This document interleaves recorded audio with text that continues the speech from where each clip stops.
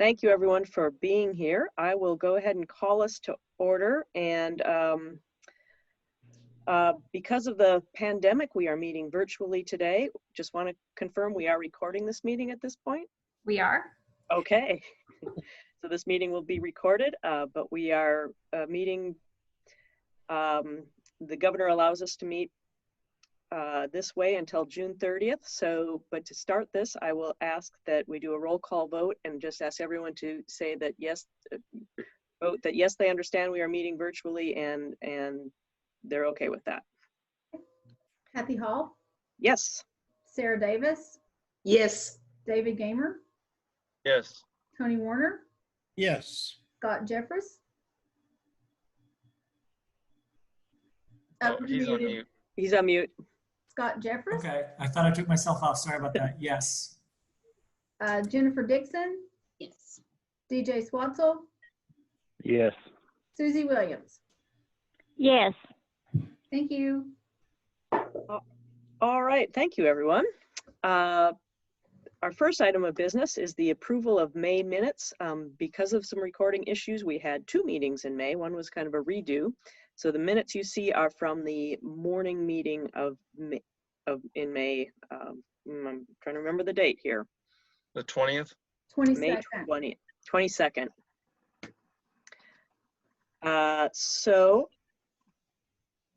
has everyone had a chance to review, and is there a motion to approve those minutes? I've reviewed them and I move we accept them. I'll second that. Second from David. All right, all those in favor? Is it a roll call vote? We have to do a roll call vote for everything, yes. Kathy Hall, Yes. Sarah Davis, Yes. David Gamer, Yes.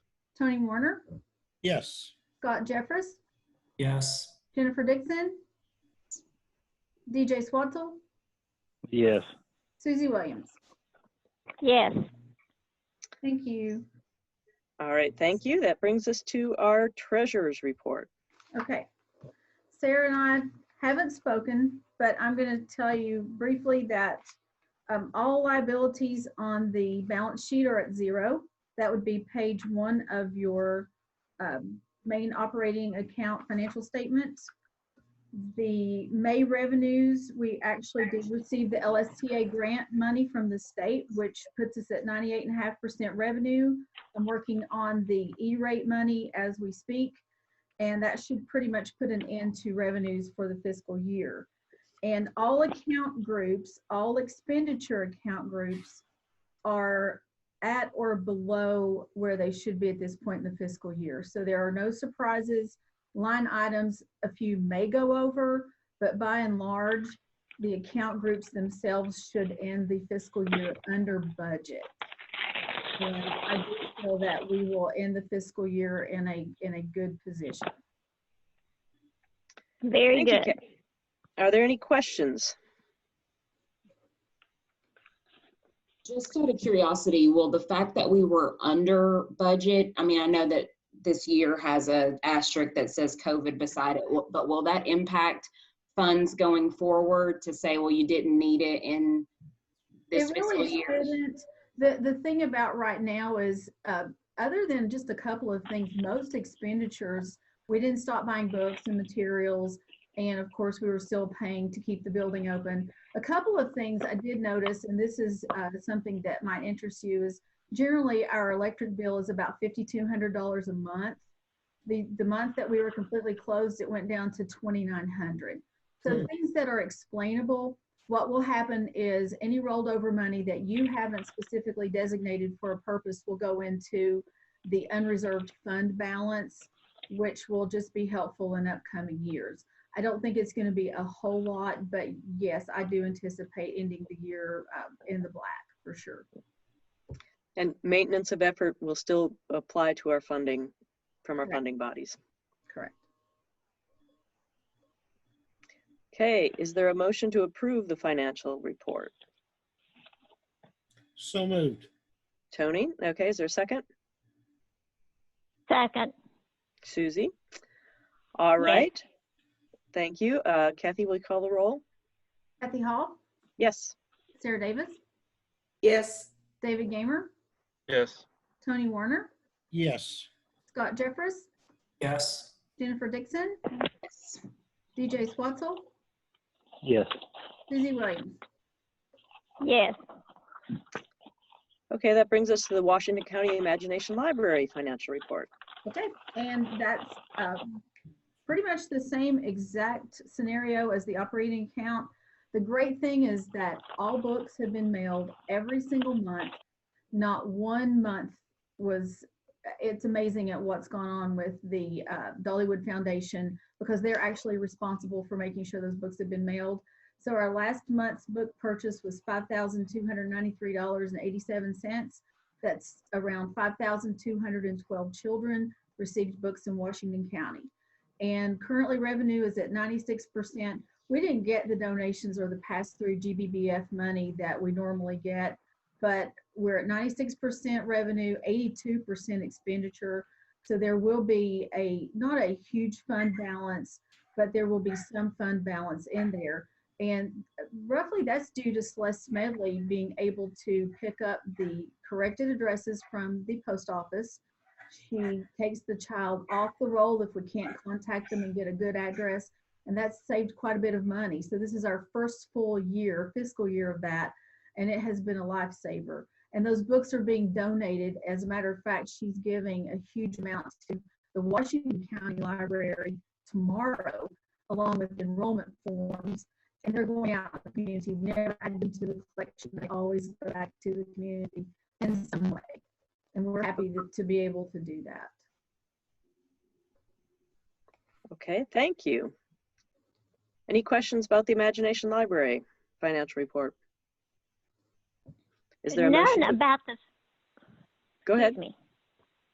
I was curious, when a family has the second child under this age, of under 5 or under whatever, how does that factor into books? Does the second child get a different book, or just one to the household?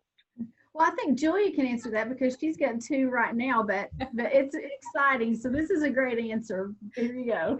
So you enroll. I get 3 of them.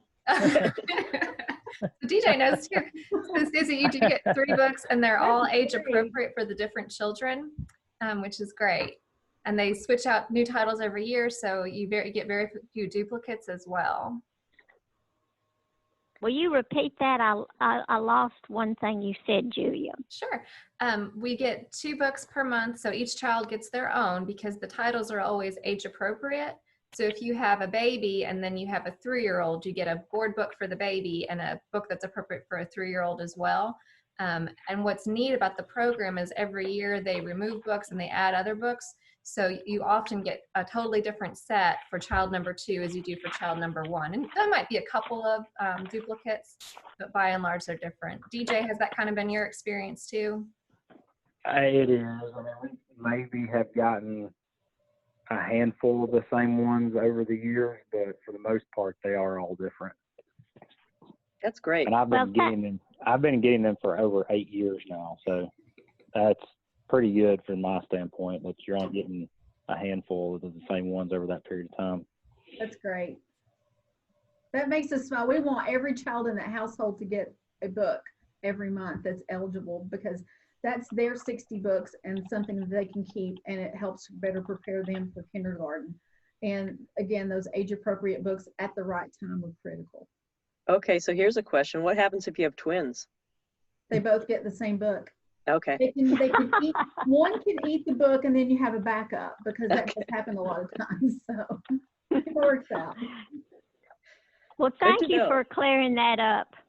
You're welcome. All right. Any other questions about the Imagination Library or its financial report? Is there a motion to approve the financial report? So moved. Second. All right. Kathy, will you call the roll? Yes, ma'am. Kathy Hall, Yes. Sarah Davis, Yes. David Gamer, Yes. Tony Warner, Yes. Scott Jeffers, Yes. Jennifer Dixon, DJ Swatzel, Yeah. Susie Williams. Yes. Is Amy in the meeting? I see her name there, but Yes, I'm here. okay, because we probably, I didn't hear her name in the roll call. Well, she's not a board member, No. Okay, gotcha. regional library, so she is here as a non-voting member. Gotcha. Thanks. All right, that brings us to the director's report. That's you, Julia. Hi. So as you know, we've been closed and started curbside service this month on the first week of June. Let me pull up my calendar so I can say the date correctly too. June the 1st. The first day, we had over 900 items check out via curbside. So it was very busy. That exceeded expectations, to be sure. And then we stayed pretty busy.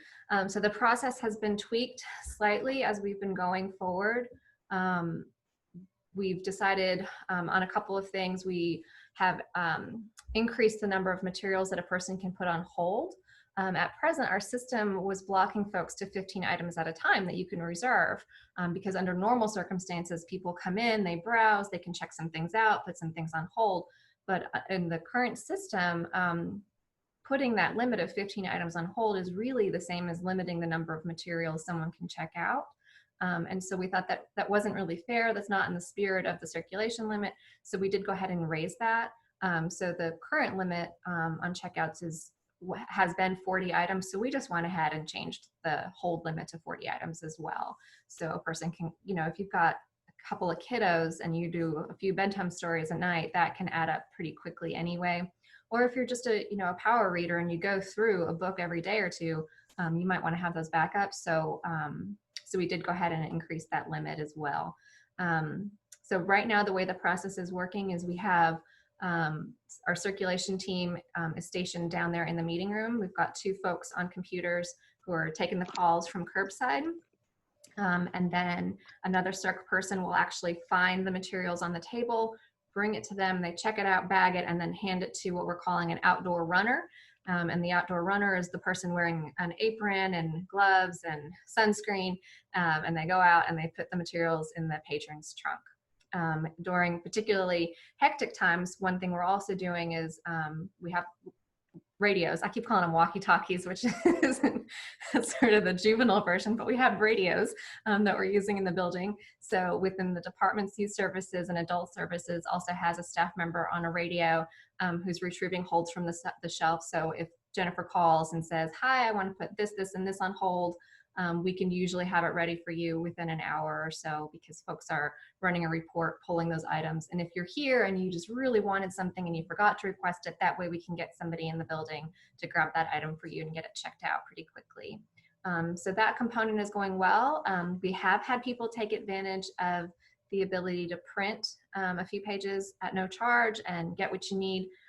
So our adult services department is handling that. So folks make the print request, we confirm it, make sure we're doing it correctly, print it off, and then we just put them down in envelopes in a file downstairs so the circ runners can just drop those print jobs off to vehicles as well. We have seen certainly an increase in just the foot traffic of folks wandering over, wanting to know when the building's going to open. And so we're looking forward to entering that phase of the reopening plan. That of course is contingent on seeing that elusive 14-day decline in cases in the area. I think we'll get there at some point. I know the other libraries in the region, and Johnson City included, are really hoping that we can kind of coordinate efforts again. So we're looking at early July for a potential reopening date. It's always, hard to talk dates, but we are thinking somewhere on or around July 6th is a realistic goal for that. So we've got our folks in Eric's department in IT and marketing working to design our signage and floor markers and, okay, so how many folks can we actually have in line if they're 6 feet apart? And so we're moving some self-checks around and really trying to figure out how to stage the building for that. And the facility itself right now, I have to say, is just kind of a wreck because we're in the middle of our roofing project.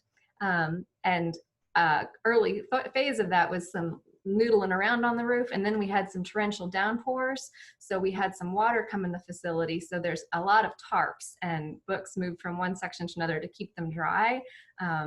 So that's kind of been a fun challenge. And then we also realized, well, this is a great opportunity to spruce some things up. So there's painting projects happening in some areas and workstations moving around. So it's a little wild in here right now. So it's going to take us a couple of days to kind of rein it all back in anyway.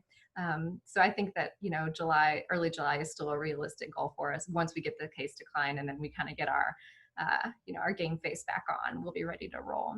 Curbside will continue. Thank you, Sarah, for asking as we enter phase 3.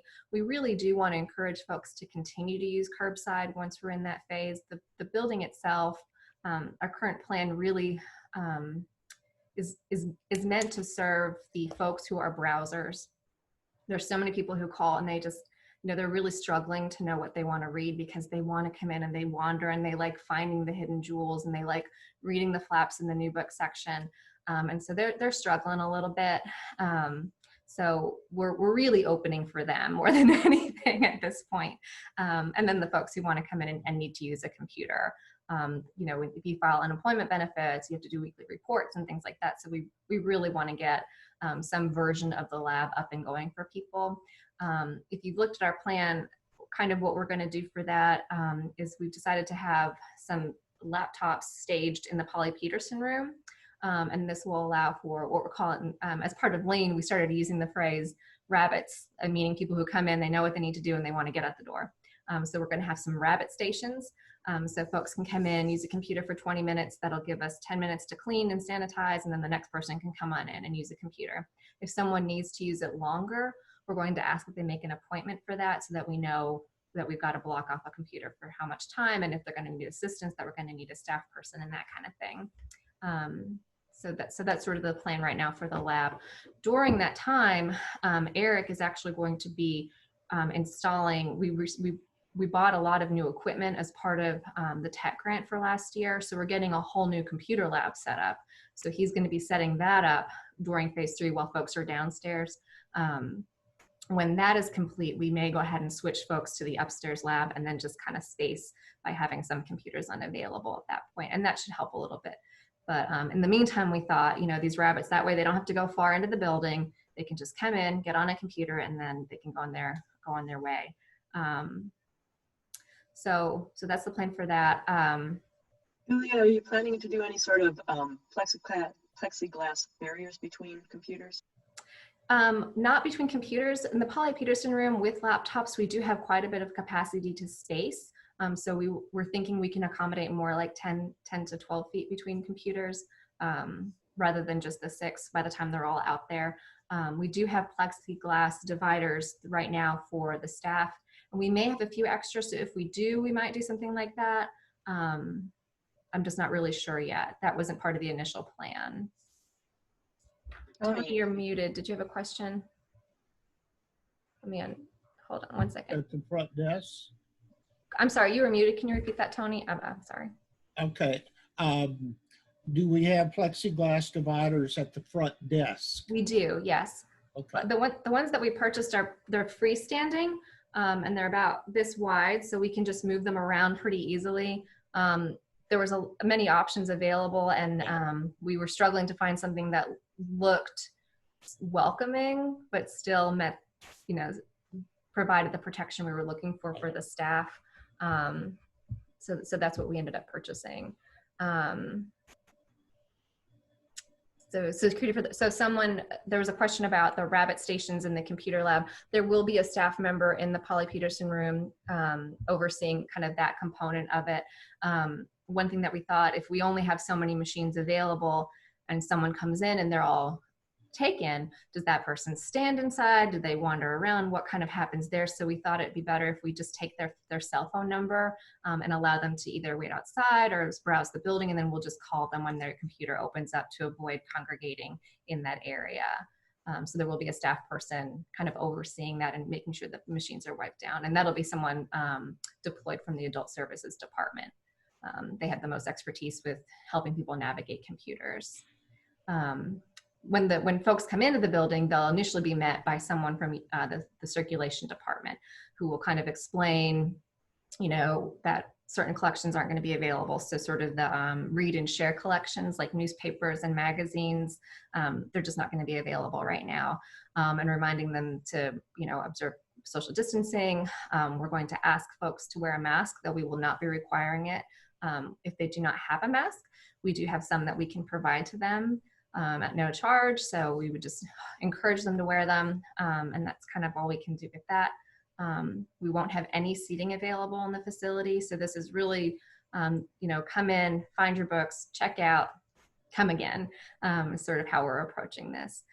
But I did want to come to one component of this that we've been really struggling with and as a management team. We kind of keep going back and forth. And so we thought, let's just bring it to the board. And that way we've got a great group of people from the community who can help us navigate this decision. And that is the public restrooms. So we, as you might know, we are actually down a janitorial staff member right now. We have one full-time facility person and a part-time janitorial worker, which when it's just staff, we can handle. But once we start opening and open restrooms, it is a bigger job. And so initially we thought we just wouldn't have public restrooms available, which is perfectly legal. And if folks are coming in and they're just checking books out and they're on their merry way, it's fine. But the more we thought about it and kind of became, the more I thought about it, the more I became concerned with that this was a policy that could potentially be seen as designed to prevent certain people from using the facility. And one of the services we provide is that we are a space, right? We're a free public space, and part of that is a restroom. And so how do we balance the demands that providing a public restroom poses during a pandemic with the service that it provides to individuals who may not have access to a free public restroom throughout the day? And I did speak with someone from the city, and they did confirm that the parks have restrooms that are open right now. However, the Farmers Market Pavilion is not, because that's sort of a different animal than the city parks. The restroom that has been constructed in front of the building is not yet available. I'm not sure where it is in the process, but the construction workers are not using it yet either that are outside right now.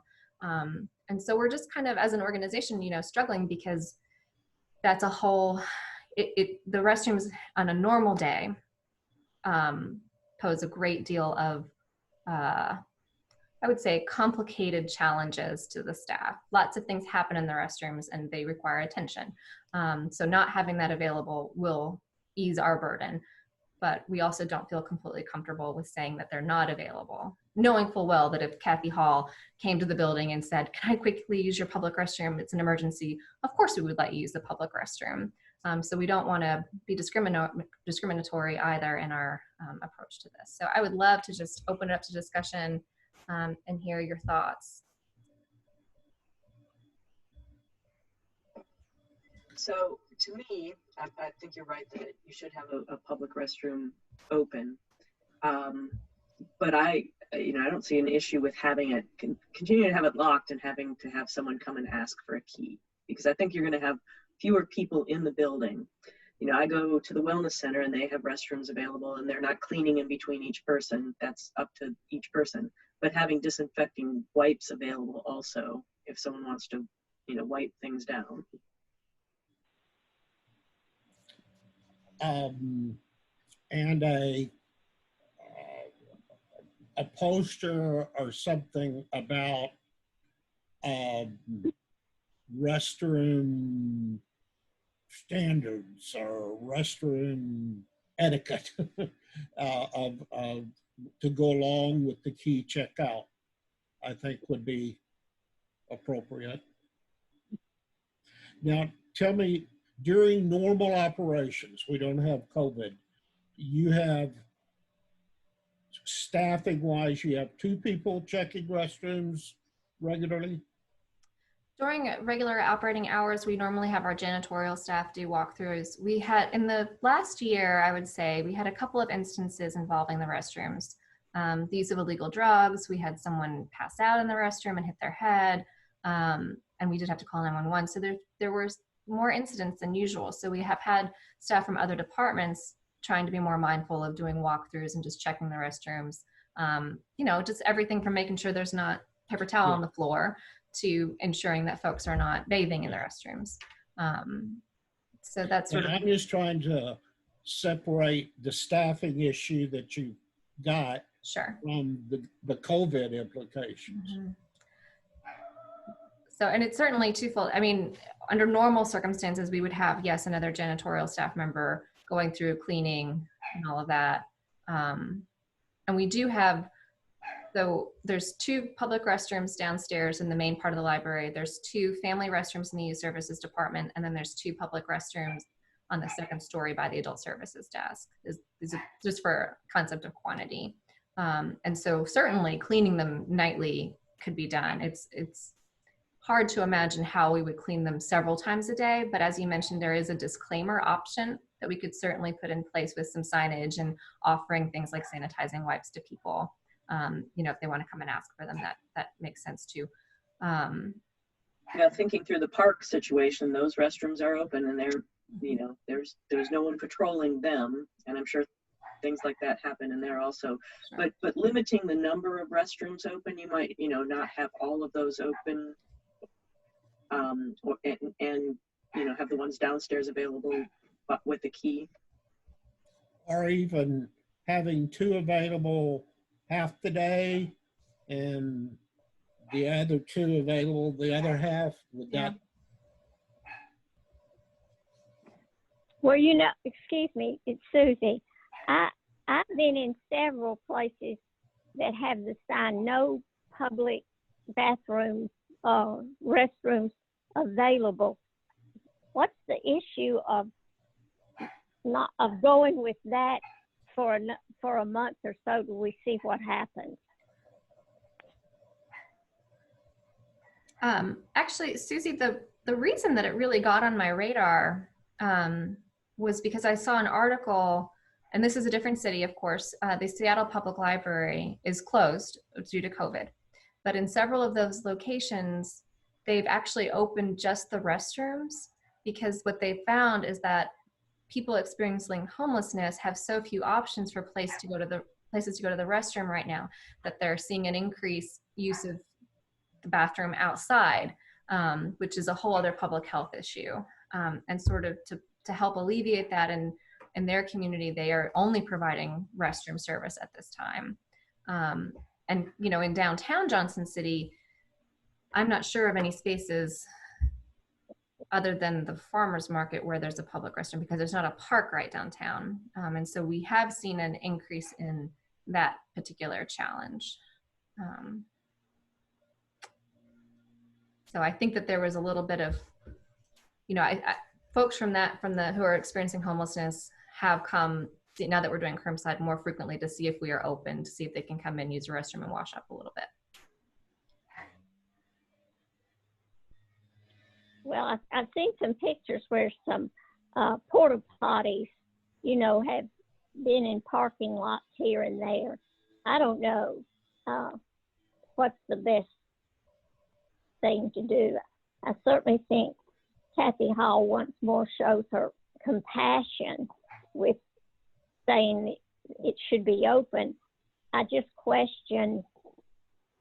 really question whether it's the most helpful, meaning HEA, you know, helpful to do, not helpful.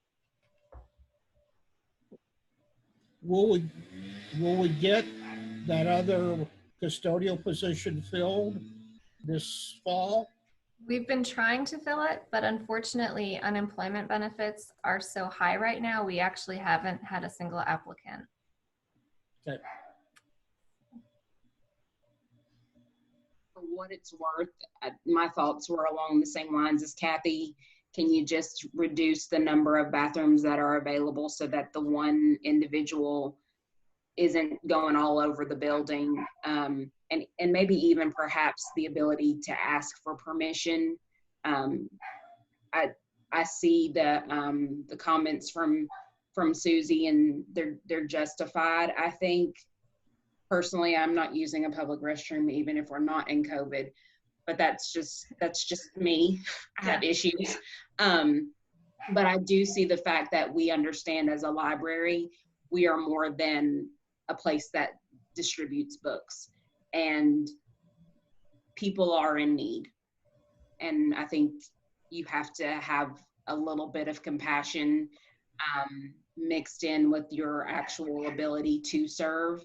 And if it's possible for the one janitor to man one location worth of bathrooms, then I think that that's what we have to do. And I think that's what's right. I also think, you know, when you have families and children coming in, it's, you know, kids sometimes just got to go right then. So I think it is important to have. That's even with that, I don't think we ever fully thought we would limit access to the family restrooms, because when you got to change a baby diaper, you got to change that diaper, and it's just, you know, it's a different animal in a lot of ways. Yes, excuse me, this is Sarah. Yeah, I am hearing what everyone says, and I think fewer bathrooms. I like the idea of a checkout method at the circulation desk, the key, and maybe signing a sheet so you have a person's name or cell phone. I don't know, because I mean, you wouldn't want somebody to forget and walk out with the key. But yeah, I'm in favor of fewer bathrooms open. Yeah, as long as you can maintain things without too much difficulty under the circumstances. Sarah also asked the comment on chat about the city providing a porta potty. I have not heard anything from the city about a porta potty. They are aware of this challenge. And so I don't know what their approach has been. I can certainly mention it again, but it's not news to them at this point that this is a challenge. There's a porta potty in our lot right now, but it's for the roofers and it's locked during normal times. And there is a porta potty down in King Commons where they're doing the natural adventure play area. So my assumption would be that it is locked as well. We were trying to reach out to our colleagues at the day center to make sure that they were still open. And to my knowledge, they are. We did confirm with Haven of Mercy that they are serving dinner at 4:45. And at that point, folks can come in and use a restroom in the evening if they need to. I haven't for heard back non-residents. from the Day Center or Salvation Army, but I'll try again. I love that idea though about the key. That wasn't something that we had even talked about as a group as an option. So that might be, I think, a really good, just have it available if someone asks. Are there locks on the doors? There are. Are key locked? The ones up here, aren't they locked? They lock? I mean, you may have to invest in a core and that kind of thing, but that's not big time. Some doors don't even close properly, which would be the second floor. So we might have to not make those available because we have just settling and issues with the door frame. But that's just a set on the second floor. The first floor has the greatest number of restrooms. Yeah. But nothing does lock at this point. That would be something that we'll have to do. Julia, you don't need a vote from us. You were just looking for. No, I was just looking for your suggestions and insight. Right. Anything else with the director's report? We've been at lots of Zoom meetings, but things are good. You know, in the community lately, we've had several protests and groups, you know, expressing their voice and fielding a lot of questions from the community about resources specifically for families to talk to their children about racism and what does systematic change mean and things like that. So our staff have done a great job of pulling together reading lists that we've shared on social media and on our website. I've been involved with the group for some time now, working towards diversity and inclusion and in the area. And there's a sort of a committee of that who's working on a project that's like a personal storytelling project that would be locally based. And so I'm hoping that we can find a way that the library can fit in with that. Something that we've kind of talked about is how does the library fit in with telling the greater Johnson City story? So yes, we have deeds and records, but what does that actually say about the story of Johnson City? And so I think that this might be a really good way for us to start involving us more with community storytelling and our conversation around that. So I think there's a lot of really cool potential there. So that's been fun to have that level of engagement even over Zoom. It's an exciting time. And also there's earlier in the year before COVID, I was working with Dr. David Wood on this UNICEF Child Friendly Cities initiative. We've met with the mayor and about getting that designation for Johnson City and what it might look like. And now that has sort of latched on to this broader movement of looking at systems change. And so I think that that should be really exciting to see how the two kind of merge together. So lots of fun. The cool thing about Zoom is it's so agile because everyone can just meet from their office or where they are. So, so lots of good things happening there too. But or their guest room, as the case may be. Or their guest room, exactly, or their car, or it's been a fun way to make things happen more quickly in some capacity. So that's been cool. I just want to make sure I understand with the meetings and quote protests that we've had in the downtown park around the next to whatever it is, the major street, the city has chosen not to open those restrooms at the farmers market. I'm not sure that those restrooms are the cities. I think they might be JCDA's. I'm really not sure because when I asked the person at the city what they were doing with their restrooms, she said that all of the parks are open and that she wasn't sure what the farmers market was doing. And the last I had heard on that is that they were not available. Okay. But that was in context of the farmers market. So I don't fully understand the relationship between that pavilion and. Wondered what was happening.